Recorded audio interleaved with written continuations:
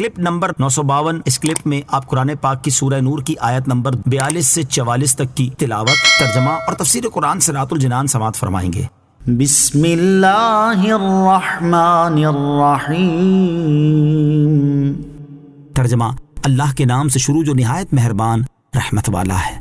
وَلِلَّهِ مُلْكُ السَّمَاوَاتِ وَالْأَرْضِ وَإِلَى اللَّهِ الْمَصِيرُ۔ ترجمہ، اور آسمانوں اور زمین کی بادشاہت اللہ ہی کے لیے ہے اور اللہ ہی کی طرف لوٹنا ہے۔ وَلِلَّهِ مُلْكُ السَّمَاوَاتِ وَالْأَرْضِ، اور آسمانوں اور زمین کی بادشاہت اللہ ہی کے لیے ہے۔ ارشاد فرمائے کہ آسمانوں اور زمین کی بادشاہت کسی اور کے لیے نہیں بلکہ صرف اللہ تعالیٰ ہی کے لیے ہے، کیونکہ وہی ان کا خالق ہے اور وہی ان میں ہر طرح کا تصرف فرمانے کی قدرت رکھتا ہے۔ اور مخلوق کو فنا ہونے کے بعد جب دوبارہ زندہ کیا جائے گا تو سب نے صرف اللہ تعالیٰ کی بارگاہ میں ہی لوٹنا ہے۔ لہٰذا ہر عقل مند انسان کو چاہیے کہ صرف ایسے قوت والے مالک کی ہی عبادت کرے اور زبان و دل سے اسی کی پاکی بیان کرے۔ أَلَمْ تَرَ أَنَّ اللَّهَ يُزْجِي سَحَابًا ثُمَّ يُؤَلِّفُ بَيْنَهُ ثُمَّ يَجْعَلُهُ رُكَامًا فَتَرَى الْوَدْقَ يَخْرُجُ مِنْ خِلَالِهِ وَيُنَزِّلُ مِنَ السَّمَاءِ مِن جِبَالٍ فِيهَا مِن بَرَدٍ فَيُصِيبُ بِهِ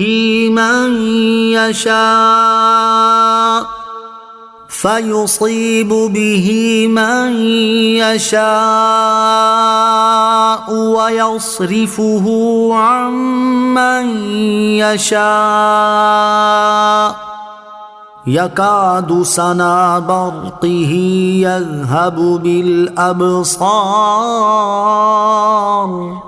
ترجمہ، کیا تم نے نہ دیکھا کہ اللہ نرمی کے ساتھ بادل کو چلاتا ہے، پھر انہیں آپس میں ملا دیتا ہے، پھر انہیں تہ در تہ کر دیتا ہے، تو تم دیکھتے ہو کہ اس کے درمیان میں سے بارش نکلتی ہے اور وہ آسمان میں موجود برف کے پہاڑوں سے اولے اتارتا ہے، پھر جس پر چاہتا ہے اس پر انہیں ڈال دیتا ہے اور جس سے چاہتا ہے اس سے انہیں پھیر دیتا ہے۔ قریب ہے کہ اس کی بجلی کی چمک آنکھیں لے جائے۔ الم ترو، کیا تم نے نہ دیکھا؟ اس آیت میں حضور اقدس صلی اللہ تعالیٰ علیہ وآلہ وسلم کے ساتھ ساتھ ہر عقل مند سے بھی خطاب ہے، کیونکہ جو ان چیزوں میں غور و فکر کرے گا تو وہ جان لے گا اور جاننے والے کا علم و یقین مزید بڑھ جائے گا کہ اللہ تعالیٰ قدرت والا، حکمت والا ہے۔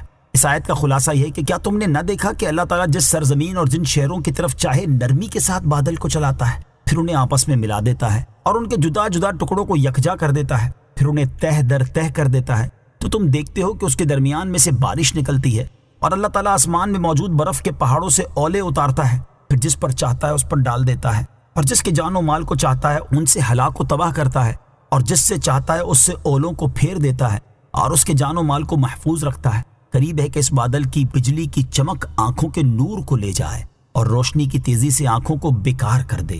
آگ ٹھنڈک اور پانی کی ضد ہے اور آگ کا ٹھنڈک سے ظاہر ہونا ایک شے کا اپنی ضد سے ظاہر ہونا ہے، اور یہ کسی قادر و حکیم کی قدرت کے بغیر ممکن نہیں۔ وَيُنَزِّلُ مِنَ السَّمَاءِ مِن جِبَالٍ فِيهَا مِن بَرَدٍ، اور وہ آسمان میں موجود برف کے پہاڑوں سے اولے اتارتا ہے۔ امام فخر الدین رازی رحمۃ اللہ تعالی علیہ فرماتے ہیں اس آیت کے بارے میں مفسرین کے دو قول ہیں۔ نمبر 1، آسمان میں اولوں کے پہاڑ ہیں جنہیں اللہ تعالیٰ نے اسی طرح پیدا فرمایا، پھر ان پہاڑوں میں سے جتنے اولے چاہتا ہے نازل فرماتا ہے۔